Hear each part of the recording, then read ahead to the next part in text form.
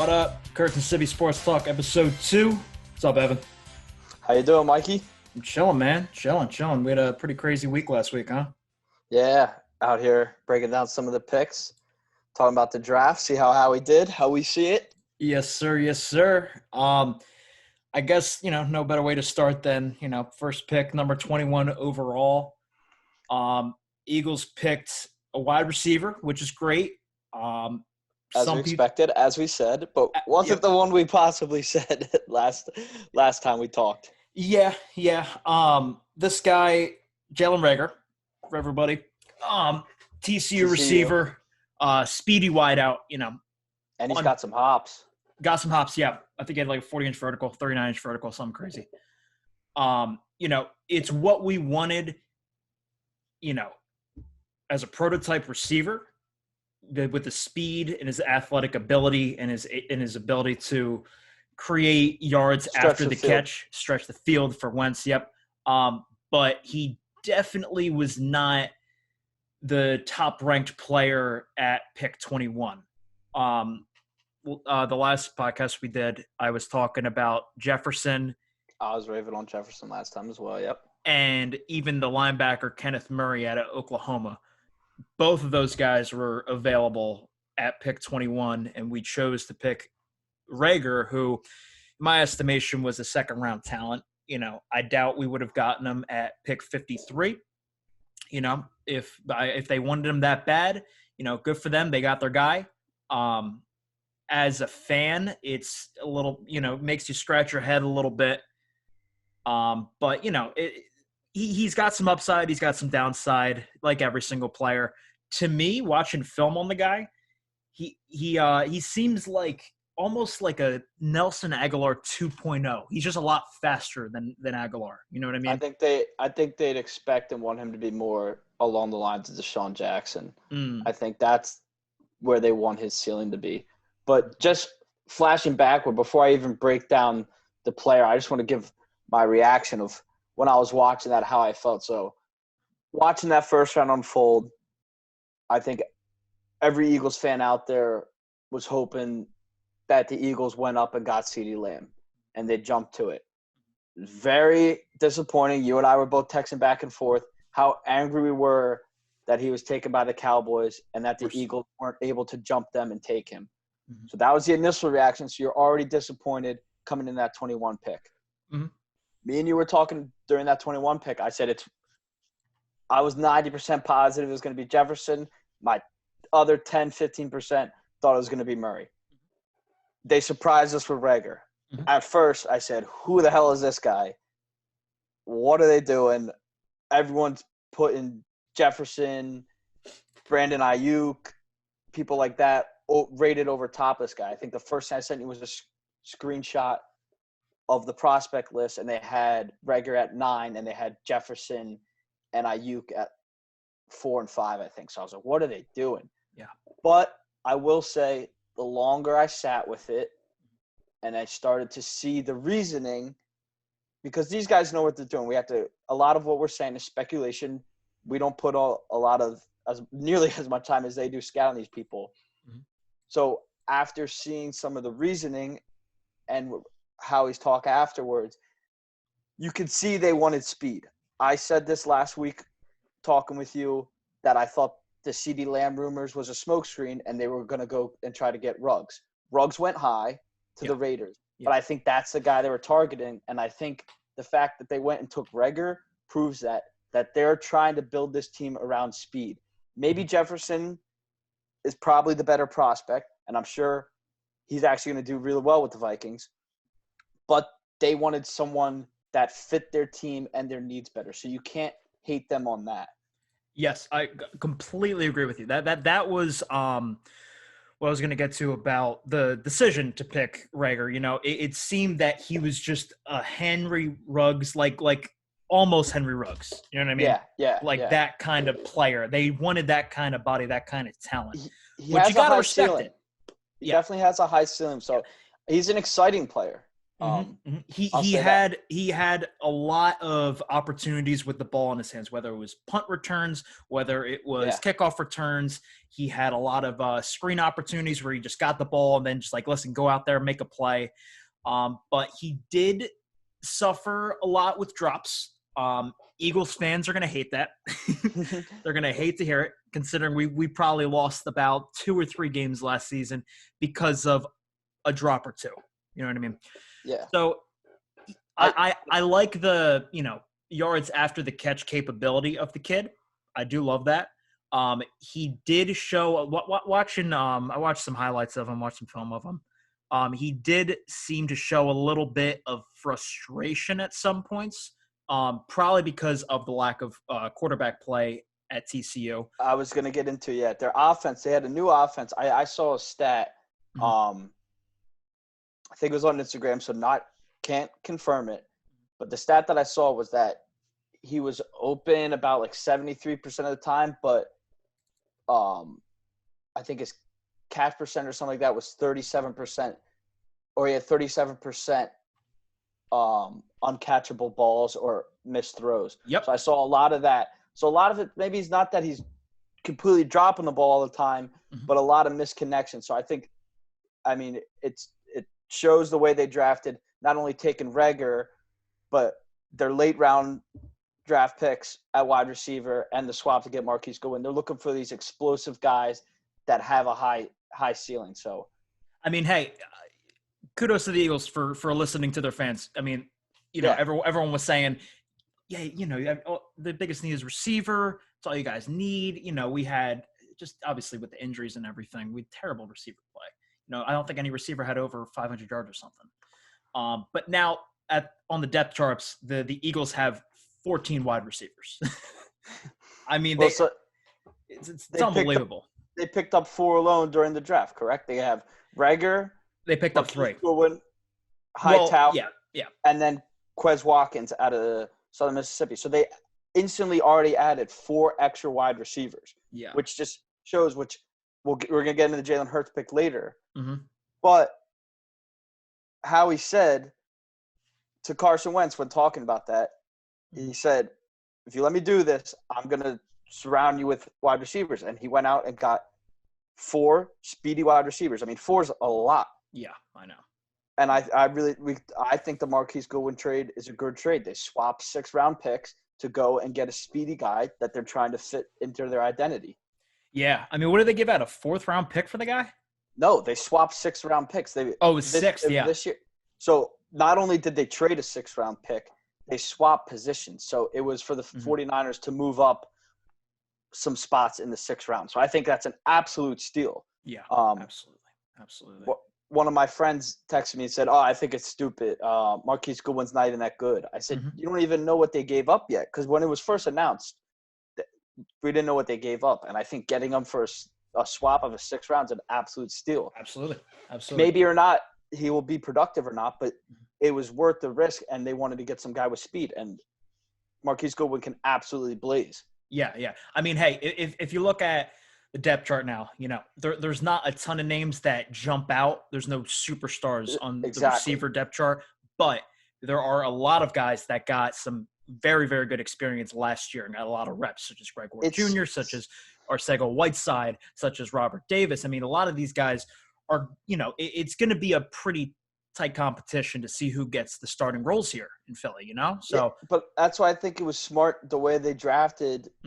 And I think it was smart. They decided instead of going out and trying to get Robbie Anderson or someone, they're just surrounding with as much talent as they can, maybe not putting all their chips on one pieces. And they're saying, we're going to bring all these guys in, and the more we have in, it's similar to the process. If you stack up these picks and put them on wide receivers, you're expecting at least 1 or 2 to at least hit a little bit and come out. So I think it was a smart strategy. Absolutely.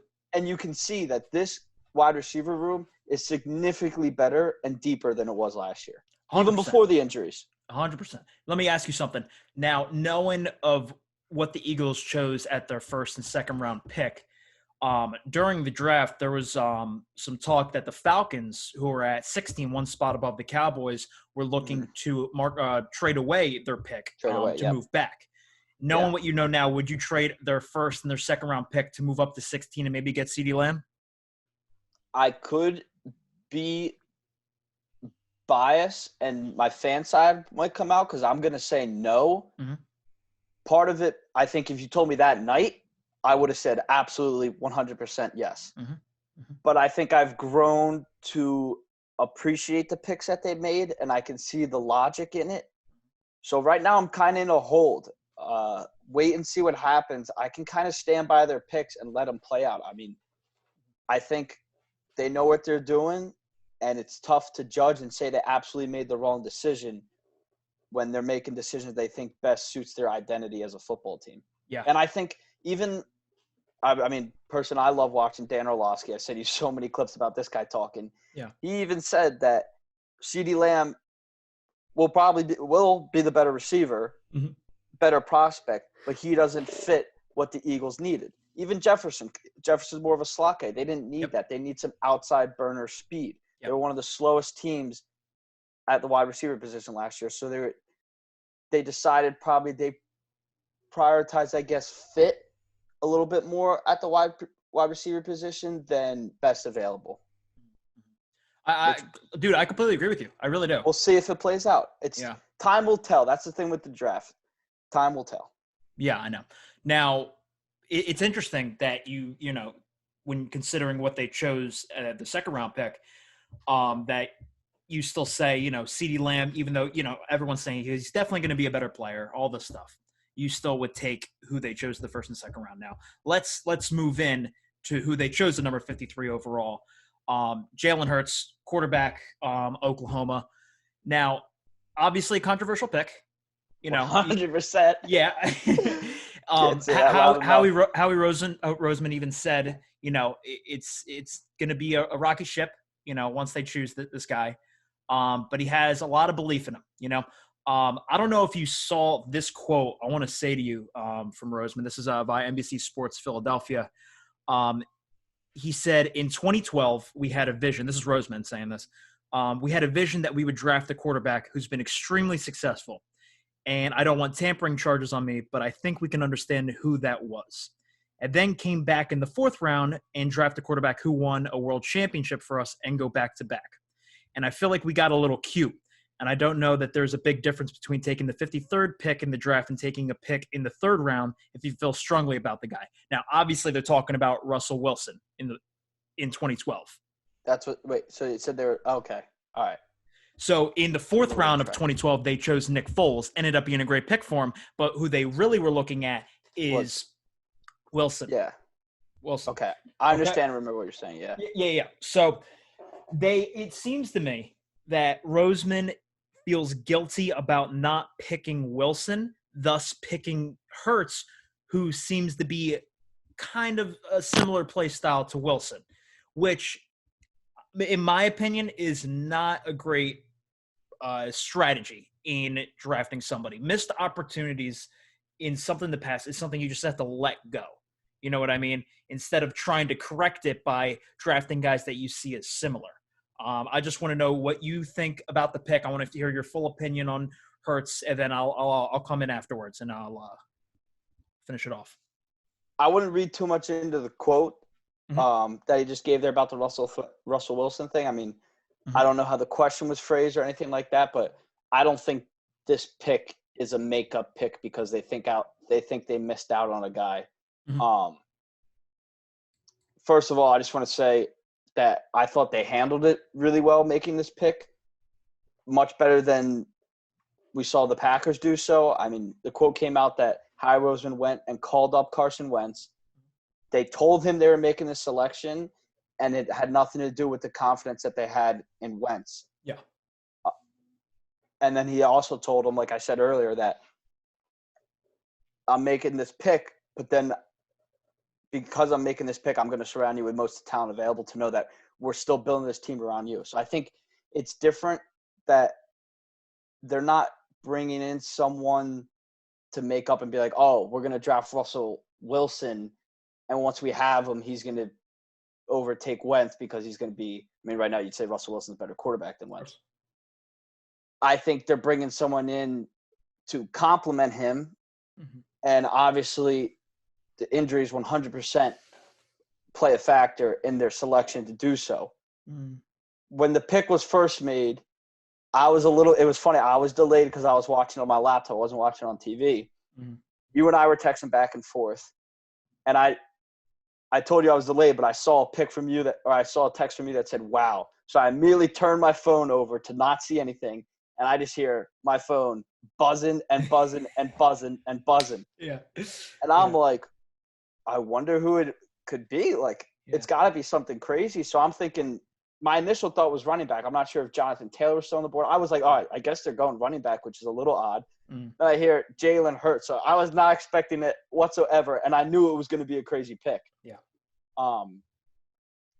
At first, it kind of annoyed me. I was like, a second-round pick, that seems high. Mm-hmm. And you had the ability to go and get a better wide receiver in CeeDee Lamb by giving up your 53rd pick, but instead you want to hold on to that to take a quarterback. I thought it was a slap in the face to Carson, and I was annoyed by it. Instead of getting someone that could make Carson better, you're getting someone that can take time away from Carson potentially, or however you want to phrase that. Mm. But like I said, the more I'm looking into it and learning about it, I respect the pick. I think the reason, I mean, you could say, all right, if they wanted a backup, they could have got Jake Fromm, who slid late. What was he, 5th round? Yeah. So you're like, all right, instead of giving up a second-round pick, you could have done a 5th-round pick and done something similar. But I think it's the buildup of Hurts as a player that intrigued them so much, which I really like about the pick a lot. Not only because, I mean, they feel like they need to have a backup quarterback, either based off they don't trust Wentz to be healthy all the time, or they've seen the success they've had by having successful backups. I mean, let's not forget, it's even before Carson Wentz was starting quarterback of Philadelphia Eagles, they've always had solid backups. They brought in Michael Vick to back up Donovan McNabb. They brought in Nick Foles to back up Mike Vick, who ended up taking the job from Mike Vick. They brought in Kevin Kolb. So they've always had this thing of bringing in backups who've somewhat replaced the man in front of them. Not saying that Hurts is going to replace him, but it's not something new to bring in a backup just because they quote unquote don't have faith in Carson Wentz. I don't think that's true. I think the reason they decided to go at round 2 was that Jalen Hurts fits what they want to do. I talked about before that they are trying to build an explosive team with speed. So instead of wasting a pick on a backup quarterback that may never see the field, you can get Jalen Hurts and he could be your backup quarterback, but you can do different things with him. I don't think they're going to use him completely as Taysom Hill 2.0, as people are going to say, because Taysom Hill, a lot of his damage is done as a receiver. And I don't see Jalen Hurts playing receiver at all. But I could see him being used how the Ravens used Lamar Jackson in his first year with Joe Flacco before Lamar Jackson came the starter. There was a lot of times where Lamar Jackson and Joe Flacco were on the field together, and they had Lamar Jackson running a lot of RPOs because he's a threat as a runner. And obviously, people have said this even before, they don't want Carson Wentz extending plays with his feet because of the risk of being injured. Yeah. So you have someone now that can do that with Jalen Hurts. So they can run specific dual threat plays that they want to have drawn up. And instead of having Carson Wentz do those, they can give it to Jalen Hurts. So I think there's a way to utilize them and get them on the field as a backup quarterback. So the more I look at it, I like the pick. I mean, I can't say for certain, would you rather have Jalen Reagor and Jalen Hurts, or would you rather have Murray and I think KJ Hamler was still on the board at 53, if I'm not wrong. Denzel Mims, true. I thought they were going Mims with that pick. So time will tell if they were right, but I can respect the logic. Okay. I hear you. For me, I told you before we started this thing, I wanted to give you my full opinion on this pick, while we were recording. And I'm going to be honest, it sounds like a cop-out answer, but I am straight up 50-50 with how I feel about this guy. I initially was so hot and cold with this pick. Yeah. Initially, everyone was bashing on it, so just my way, I was playing devil's advocate. Yeah. I was defending the pick because I was getting texts from so many people so angry about the pick. Yeah. And then – which is understandable. And then I started to be like, all right, maybe it is a dumb pick. And I started looking into it, and then now I'm flipped back again. So I'm real back and forth with it. So you're 50-50. I don't think it's a cop-out at all because there's spots where you can look at this pick and say, you're out of your mind. You have a franchise quarterback. And then there's other spots where you go, all right, I see it. So, okay. So, all right. So just taking Jalen Hurts out of it as a person and as a player, let's just think, okay, the Eagles chose a quarterback in the second round, right? Mm-hmm. What does that mean? That means that they do not trust Wentz's ability to stay healthy. I know you were saying that their philosophy is always, to have a very good backup quarterback, whether it was Foles, whether it was Mike Vick, whether it was Cobb, whatever. But second round, yeah. The fact that it's a second round means that they prioritize that more than – you know what I mean? So more than just the backup position, which when you say take the Jalen Hurts aspect out of it, mm-hmm. I think it sounds stupid. Yeah. Why – go ahead. So now when you look at Hurts and his play style, his abilities as a quarterback, as a playmaker, okay, what do you think? You put him in 2020 with Carson Wentz fully healthy, with all the weapons fully healthy. How does he fit into the offense, right? Okay, you can say he's an occasional, gadget player, like trick play option, maybe short yardage, like, third and fourth downs, maybe red zone, maybe 2-point conversions. Who knows what they're going to do with the guy? Maybe like you said, a Taysom Hill 2.0. I don't see him, like you said, as a receiver. I see him more as run pass option. Runner. Yes. Dual threat runner, yeah. Now, I'm going to say this. He had a lot of help in Oklahoma. He had the best. And Alabama. Yep. He had I would say the top two coaches in all of college football with Saban and Lincoln Riley coaching him. Which that's great. He gets a lot of experience from that. But it also means that there was a lot of situations where just the play design and call made it to where the teams that they were playing, especially when it was at Oklahoma in the Big 12, the defenses are 0% comparable to NFL defenses. I mean, I even besides that too, I thought you were going with the wide receiver help because he's had great wide receivers since he's been in all of his college career. I mean, Judy.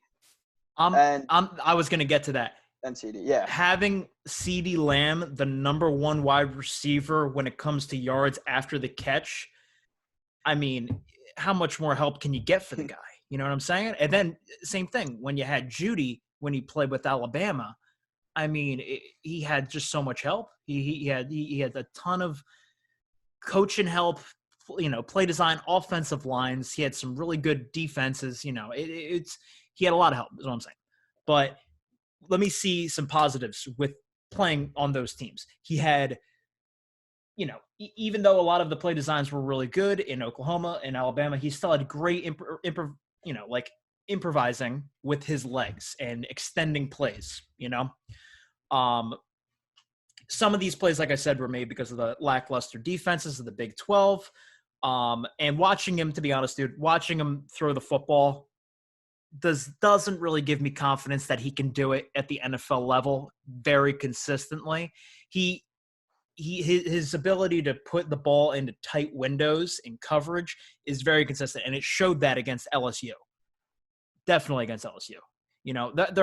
They're an amazing team, one of the best college seasons ever, but still, you got to compare it to the NFL defense. You know what I'm saying? But let me tell you what I really like about this guy.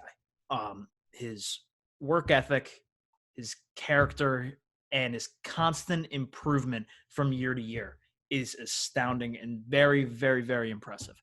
And also, it's interesting that the Eagles chose him because he has a unique experience with being the backup. You know what I mean? With Tua at Alabama. He's one of the only quarterbacks who's really dealt with that, and he knows how to be a great backup quarterback and a locker room guy. You know, he was high-fiving Tua every time they were getting touchdowns. People forget that he played a whole year at Alabama behind Tua. They just think of his success at Oklahoma. Yeah, absolutely. And it's interesting. Like when you look and they used him. Yeah, they used him. Yeah, they had to, so it's a similar way that he can be used as not only as a backup if Tua or Carson Wentz goes down, but you can use him even when you have a franchise quarterback who's healthy.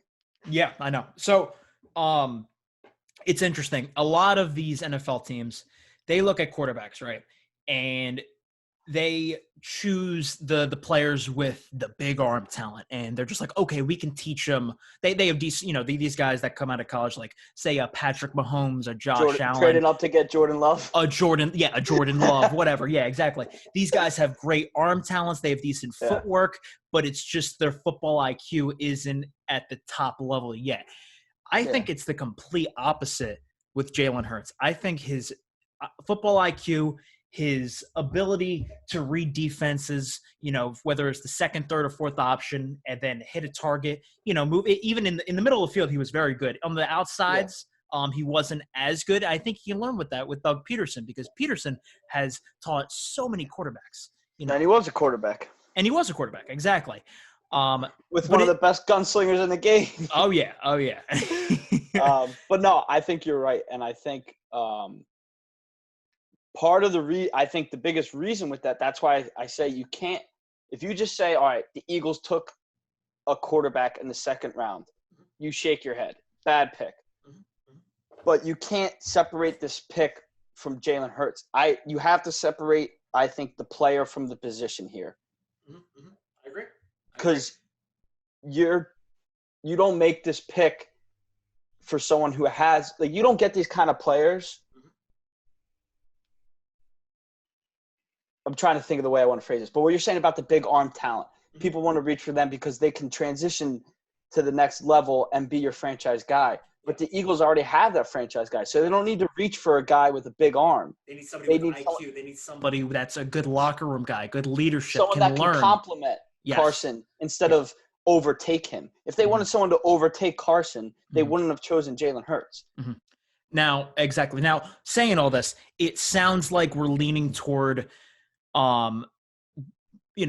we really like the pick at 53, picking a quarterback, I want to give, I think a downside to him that I don't think will translate well in the NFL. I just want to say one more thing about when you were saying his IQ and the help that he had from going to Alabama to Oklahoma. Yes, he had a lot of help with good coaches, but you have to give the kid credit from 1 year being a backup quarterback to the next year being a Heisman candidate in a new offense with a new coach. He even said in a video that I want to share with you that the offenses were completely different. So for him to have that IQ and smarts to learn something and be a Heisman threat, something that the first overall pick Joe Burrow couldn't do his first year at LSU after Ohio State, he wasn't fantastic. It took him a year to get to where he was his senior year to be the Heisman winner. So that quick transition from Jalen Hurts, I think that's something you can't overlook at all. Yeah. And, Oklahoma, even though he was only there for a year, it really shows the quarterback talent that came out of that, college, like Kyler Murray, Baker Mayfield. For sure. And now this guy, Jalen Hurts. Lincoln Riley knows what he's doing about pumping out these NFL-ready quarterbacks. You know what I mean? So you got to trust him there. But what I want you to get to about what I'm really scared of is you made the Lamar Jackson comparison, which, I'm not saying it's wrong. I'm saying they are so much different as not only quarterbacks, but even just running the football. Now, wait, let me finish. So he, like you said with the RPO option, if he gets the ball and he wants to run downhill, try to go through the defense, because that's what he really did in college. He was 6'2", 220 or something, which is a decent size.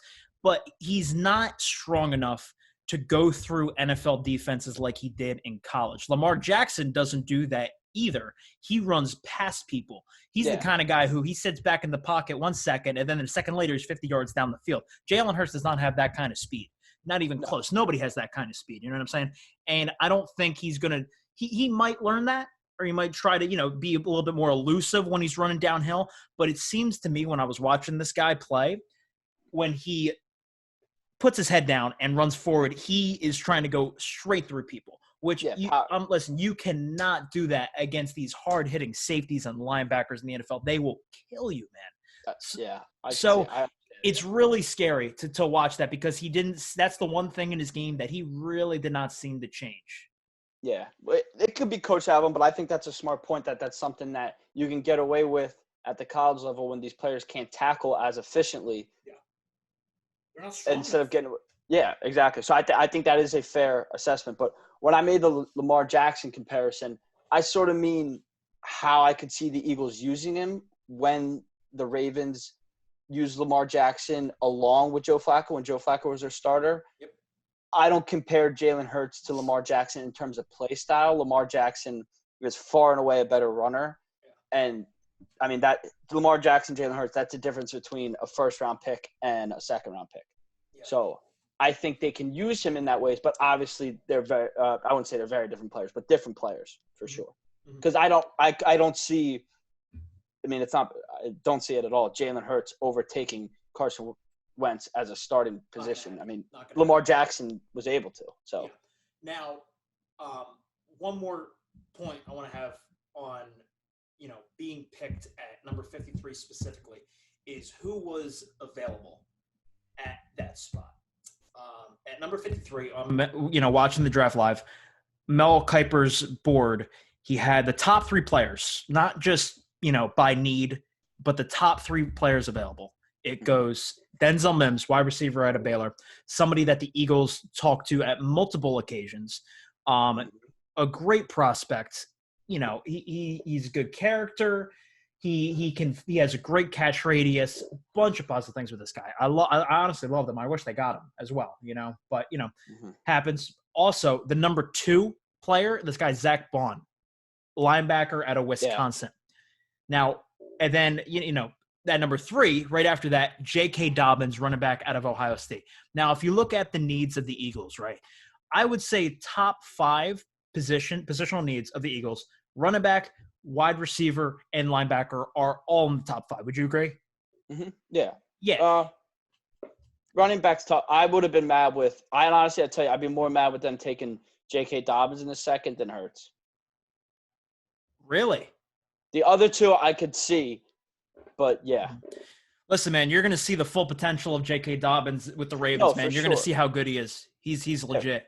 No, I know, for sure. I mean, it's a good pick by the Ravens. But I think the thing I'm going to look back on this draft, instead of saying, all right, they could have they had Reagor and they could have taken Mims, doubled down on wide receiver, or taken the linebacker from Wisconsin. Yeah. My thing looking back, it might be you could have taken Murray and Mims. So would you rather have Murray and Mims or Reagor and Hurts?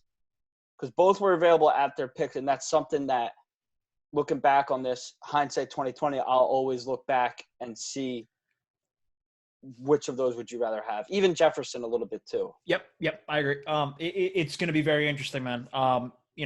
Specifically because the Eagles obviously knew that they needed a linebacker, and that's why they picked one in the 3rd round. Yeah, but let's get to their late round picks. I think. But one more point on Hurts. So one situation that I can see the Eagles doing with Hurts is, he's not going to be used as much as Taysom Hill. He's a backup quarterback right now. You know what I'm saying?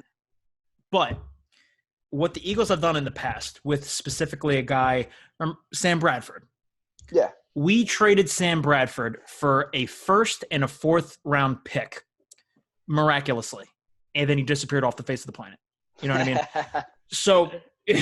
So what if, take this into consideration, what if the Eagles next year, or this year I should say, they use him enough to show his potential And then the development that he got with Doug Peterson and then Philadelphia's offense makes him a valuable enough prospect to trade out for a potential first-round pick, because the Eagles know how to trade out these quarterbacks to get some picks because they've done it before, like I said with Bradford. I think that could possibly be on the table for them. They might have thought about that. You know what I mean? I think your logic isn't wrong, Mhm. but you're overvaluating and reaching a little bit. Sam Bradford was a starter. Jalen Hurts is coming in as a rookie, so I think he's going to be locked in with the team. Even if they end up wanting to trade him, at least 2 years. Yeah, but he'll show his potential by then. At 2 years, maybe not his rookie year, but they're gonna.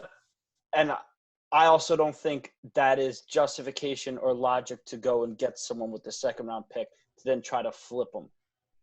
We'll see how it shakes out, and that's something that's interesting to look forward going into the future. Yeah. I think it has a lot of logical sense, Mm-hmm. but I don't think that was or should be in their mind when making the pick. But it is something interesting to look forward to. I agree. Absolutely, man. Absolutely. Yeah, I just wanted to throw that out there. But that's enough about Hurts. It's going to be very interesting. Obviously, it's a lot of controversy, like I said. I'm getting a jersey. Sign me up. Eagles fans are definitely a lot more pissed off about it than we are. But, hey, we try to look at it from all angles. Like you said, be devil's advocate. So, hey, love them, but sometimes they're a little illogical. I just got to call it. Truth. You're speaking facts, brother. All right. So, like you said, trying to move on to the third round. But we were talking about. I just said, would you rather had? I'm blanking on. Murray, mm-hmm. Murray and Mims. But so either or, we were talking about linebacker for Wisconsin. So you and I both had linebacker probably as our second overall need. Yeah. They did address it in round 3. Yeah. With Devon Taylor. So I do respect what this team did in the later rounds. They took some gambles on round 1 and 2, which is what most fans will gravitate to. Yeah. Because those are the people that are going to have immediate impact on your team. But majority of your team is fleshed out in the fourth and fifth round and the third round a little bit too. Mm-hmm. And that's where they address their needs a lot. So I think this team, Howie Roseman, give him a lot of credit. I think he did a lot of good work after round 1 and 2, filling out the depth of this team and filling some needs. I mean, you got in round 3, Devon Taylor, linebacker, fits a big need. Round 4, Kevon Wallace, who I love, we'll get into on that, safety. Their other round 4 pick, you got offensive tackle from Auburn. Mm-hmm. And then the 5th round, they got Hightower, wide receiver, Boise State. Mm-hmm. Now, so I think they did a good job addressing their needs. Yeah, no, I'm with you, man. They in the later rounds they did. Like you said, they took some risk round 1 and 2. Get who you like. Love that. But, let's talk about these picks. Okay, so first of all, Davian Taylor, linebacker out of Colorado. Now, he reminds me, do you know the name Laviska Shenault, the wide receiver out of Colorado, the same school? Maybe if I saw him. I don't recognize the name, but I do remember a good wide receiver. He was actually around the same rank as Reagor, believe it or not. He was the only weapon that Colorado had on their offense. He did everything. Special teams, whether he did kickoff returns, punt returns. He was number 1 wide receiver by far. They did him bubble screens, regular screens, a bunch of stuff. They even used him at running back at some point. They used him for everything. This guy, Davian Taylor, they used that way, but on defense. He's very, very, very raw. Now, Colorado's not a tier 1 school in college football by any means. So he's very, very raw. But I think his ceiling is exceptionally high because of his athletic ability and his talent. Now, he's only 6 foot tall. That's not that great for being a linebacker, and he's only about 220. That's like almost like an undersized quarterback almost. You know what I'm saying? So but he's quick. He's very twitchy. And he has pretty decent instincts from what I saw in his film and how he tackled people. He puts all his weight, and he's pretty good in what he does. You know what I'm saying? But he definitely needs a lot of work, and I don't think he's a day 1 starter by any means, for sure. Yeah, I think he'll definitely start in special teams at best, and then possibly move in to help out Gary in the linebacker position. Yeah. I think that's a real good assessment. And if you just break it down his athleticism. He's almost 230 and ran a 4.5. So his athleticism definitely jumps out to you. Yeah. And I think that's what they took him. But it's interesting if you want to compare picks, comparing that pick to the pick they made immediately right after in round 4 and taking Kevon Wallace. Because you have a guy who you said has a lot of athletic ability, a little bit raw, but a higher ceiling. And then contrast that to Kevon Wallace, who's a little bit more polished, maybe a little bit less ability, but went to a big school in Clemson, was the captain on a national championship team. Yeah. So just seeing that, I kind of like that balance that they've taken maybe a little bit of a risk on someone like Taylor, who has an athletic ability, and someone like Wallace, who's smart and more fundamental. I mean, Wallace, I love that pick. You're taking a captain on a Clemson team with a great coach, and he fills the need of safety, but you can move him around. Yeah, well, him and Simmons were the captains, but he was one of the captains there, which is just, Isaiah Simmons, you're not getting him. Yeah, no shot. But so I do really like it. He great football IQ from what I've seen. Obviously, great tackler. Yeah. Pretty quick, a little bit bigger for body. I don't think his ceiling is too high. I think he's close to a finished product, like you said. Yeah. Which sometimes that's all you can ask for, especially when you're talking people in the 3rd round. You just gotta. He was 4th too. Oh yeah, he was 4th. Yeah. So when you see people like that, you gotta just get what you can take best player available. And to be honest, Kevon Wallace was one of the best players available in this time. Of the draft, and they got him, and he's a safety. That's one of the positions that they need the most. So yeah, very good pick. I really enjoyed it. To be honest, I liked it more than Taylor out of Colorado, because here's the thing: Taylor is a good prospect. Like I said, very raw, but some potential. The linebackers in the 3rd round were picked clean over, and there was a huge gap. Yeah. And it seemed like they could have waited a little bit to pick up that guy. But hey, they saw something, go out and get him, But I think it's smart that you said Wallace's ceiling's lower, but his floor's higher. Yeah. Taylor's a little bit different. His floor's lower and his ceiling's higher, so they balance that out. You take a risk on someone like Taylor, but you have Wallace coming in who at least is more reliable. And what I really like about Wallace is that you can move him around. He fills a need at safety. Let's just say, if Jalen Mills doesn't 100% work out or isn't as good as expected at the safety position, and Wallace surprises some people, he's a little bit more polished, he could see some burn there, or if there's any injuries. But what's good, I like about him, you can move around. You can play him at safety. You could drop him down slot corner. You could potentially pay him in some nickel packages, the same way they kind of use Avonte Maddox. Avonte Maddox played safety a little bit. He also played some coverage. And potentially, Wallace, you could potentially put him as outside linebacker, maybe in some coverage sets. That would be maybe a little bit of a stretch, but I could see them using as someone like Maddox. Yeah. Maddox had a good rookie year, too. I agree with you.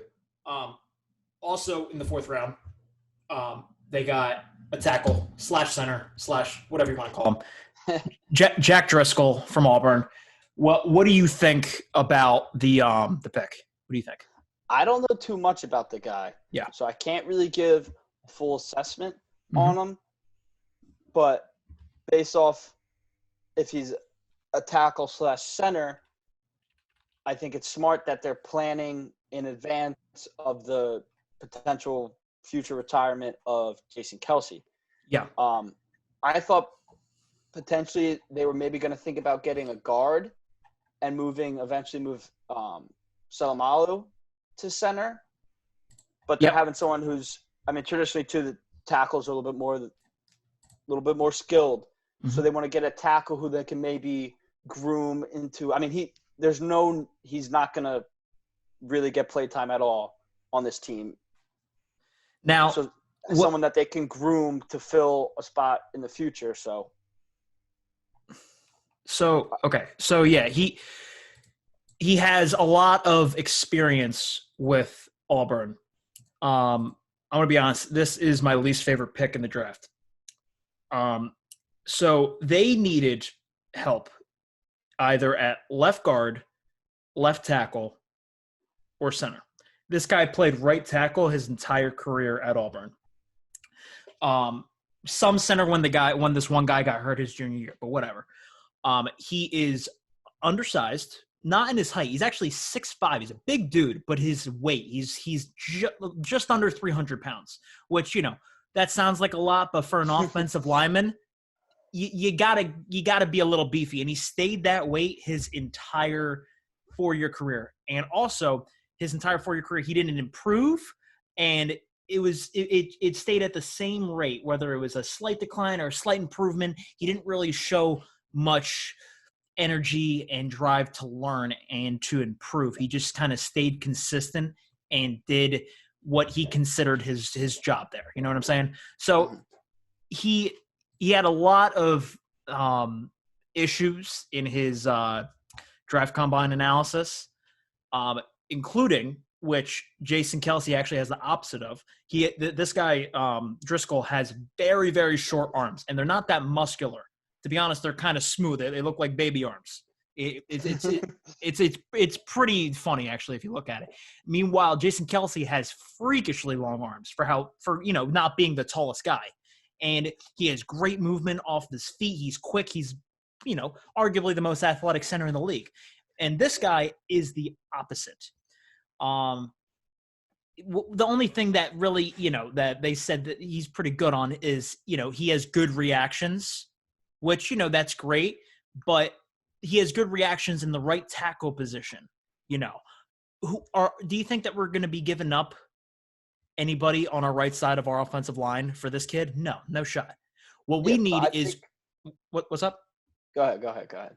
What we needed was left tackle or left guard depth, because we currently have close to nobody on the roster that can really help out on the offensive line on the left side. I mean, we got this one guy, what's his name? Prince Tega Wanago. Yeah, I don't even know who that guy. I think he was a very, very late round pick. I think you're looking too much into the position of this player. When you draft an offensive lineman, you can draft him as an offensive lineman, and it's not like you're drafting him to come in right away. So you can have a full year of him in training camp, and they can move him to a spot that they want to use him. So just because he played right tackle in college, they can bring him in and say, all right, we're grooming you to be our right guard when Salamala moves to center in future. We're going to train you to be the center after Jason Kelce retires. I mean, there's a lot of players that come in and learn a whole role. I mean, just someone who I listen to a lot, Pat McAfee, he got drafted and they wanted him to hold on the kicks for Vinatieri. He said he's never held a field goal kick in his life, and he lied to the GM saying that he's done it many times. He's done it many times. Yeah, I heard that before. You can always be trained to do something. Just because he's a right tackle doesn't mean they're drafting him to be right tackle. Yep, I hear you. It's just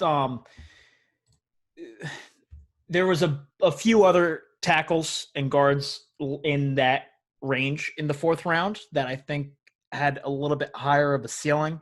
This guy, I think, has a very low ceiling and a medium ranged floor, which, if that's what you value, then great, do whatever you want. But I really don't see this guy going too deep. I really only see him as, for his career coming in. If somebody gets hurt, if he makes good opportunity of, what comes of him, if somebody gets hurt, great, good for him. I don't see him overtaking anybody on this offensive line. I really don't. Yeah. Well, I mean, we'll see what happens. It's definitely, when you're making picks like that, it's definitely for the future. So it's not something we really can fully evaluate now, and it's something we don't need to fully evaluate right now. Yeah. But anyway, past him. The last guy that I feel is relevant, we touched on a little bit before, John Hightower, receiver out of Boise State. Love the pick. I really do like it too, man. The only knock on him that I heard, he kind of struggles with contested catches, but when you look at Boise State, man, the quarterback, again, it's all about quarterback play. And when we have Carson Wentz throwing the ball to you, I'm sure we're going to get the kid in a little bit of open space. You know what I mean? But when he has the ball, he has a nice catch radius. He has good hands, which I love. I love somebody that is consistent at catching the ball and doesn't have any issues with drops. As an Eagles fan, you just love to see that. But, like I said, his QB had close to no arm strength. So now that he has Wentz, he can get him open in space, get him on some nice slant routes because he's more of a middle of the field guy. Speed. Yes, baby. I know, man. I know. Speed kills. Yeah. He's not blazing fast. Yeah, he's an overall guy. He's a well-rounded receiver. He's 6'1", but the dude ran a 4.43. Yeah. That's fast. And he ran track. He reading his draft profile, he went to community college to run track after high school. So he obviously has a background in running, and you could just tell that the Eagles are building their roster around trying to get speed. So if this is someone that they see, I mean, you're getting him in the 5th, and he fits the way they want to build their team by building around speed, someone that's 6'1" but can run.